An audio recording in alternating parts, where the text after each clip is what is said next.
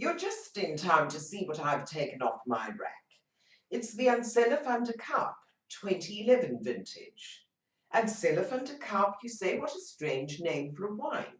Indeed, the story of Ansela goes way back to the 1600s. She was born to a slave woman from Guinea at the Castle of Good Hope. Yes, human trafficking happened even in the 1600s. Since one didn't know who her father was, she was simply called Ansela van der Caab, which meant she was Ansela from the Cape.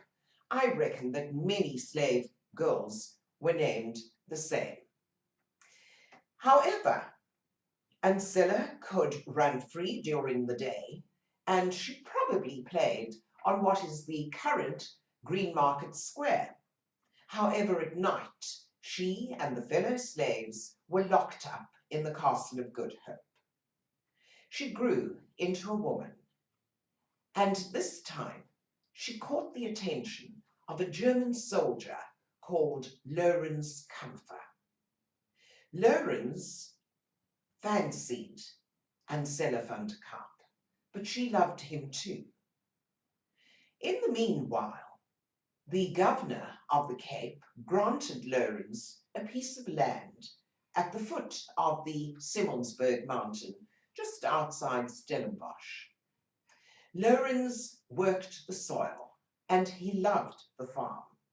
But he also loved Ansela, and so the story goes that 3 times a week he would travel all the way back to the Castle of Good Hope to meet with Ansela.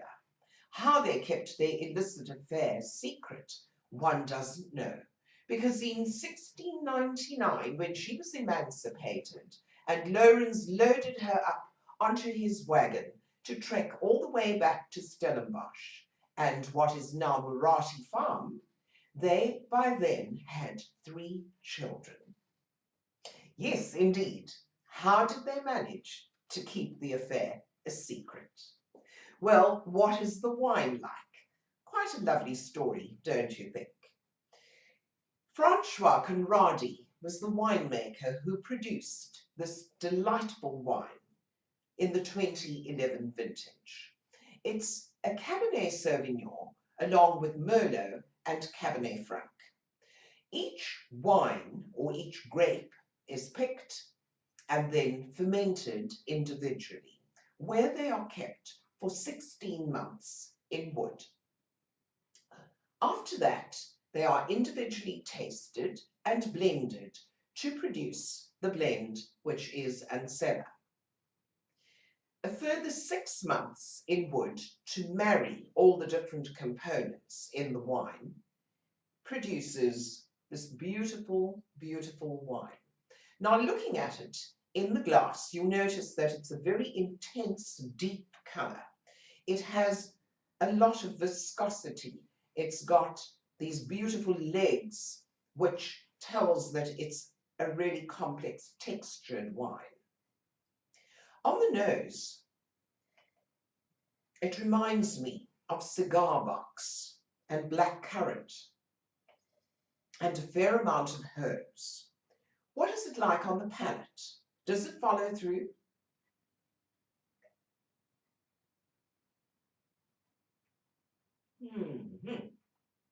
Indeed, it does.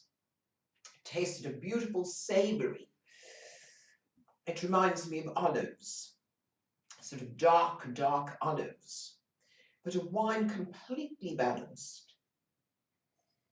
There are no jagged edges of wood with the tannins. Everything is beautifully married and integrated in the 6-year-old wine.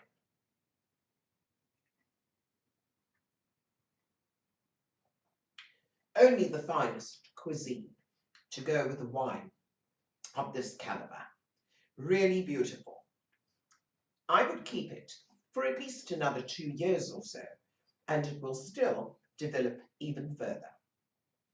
When you visit Muratie, what can you expect? It's not just about wine tasting. You may want to go and view the artworks, the beautiful furniture in the old manor house. you may want to stop by for something to eat at the farmhouse kitchen. Or you may be adventurous and want to go on the mountain bike trail. Don't forget that on the 29th of July, they are having a Flavors of Winter festival. It's to celebrate Cape Port styles of wine.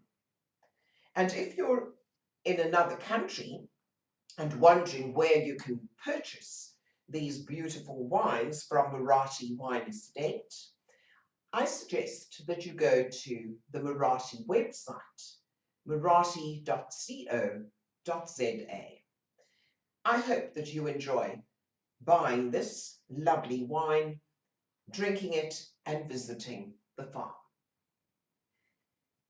Please like my Facebook page and do subscribe to my videos. Until next time, this is Ingrid at WineTelligence, the smart way to learn about wine.